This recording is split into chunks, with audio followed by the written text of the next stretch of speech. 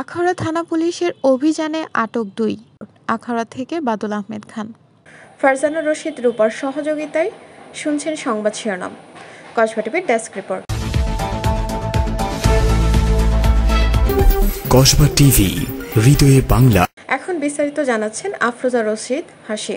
ব্রাহ্মণবাড়িয়ার আখাউড়া থানা পুলিশের বিশেষ অভিযানে ২ জনকে আটক করা হয়েছে। আখাউড়া থানা পুলিশ এক প্রেস বিজ্ঞপ্তির মাধ্যমে এই তথ্য নিশ্চিত করেছেন। পুলিশ জানায়, গ্রেফতারকৃত আসামি ২ জনের মধ্যে একজন সাজাপ্রাপ্ত এবং অপর আসামি ওয়ারেন্টভুক্ত। সাজাপ্রাপ্ত আসামি আখাউড়া চন্দনসার গ্রামের মোহাম্মদ ফারুক মিয়ার ছেলে মোহাম্মদ জব্বার। ওয়ারেন্টভুক্ত আসামি আখাউড়া উত্তর ইউনিয়নের করুয়াতুলি গ্রামের বাসির মিয়ার ছেলে আলামিন। আখাউড়া থানা পুলিশ পৃথক পৃথক অভিযানে তাদের ২ জনকে গ্রেফতার করতে সক্ষম হয়েছেন।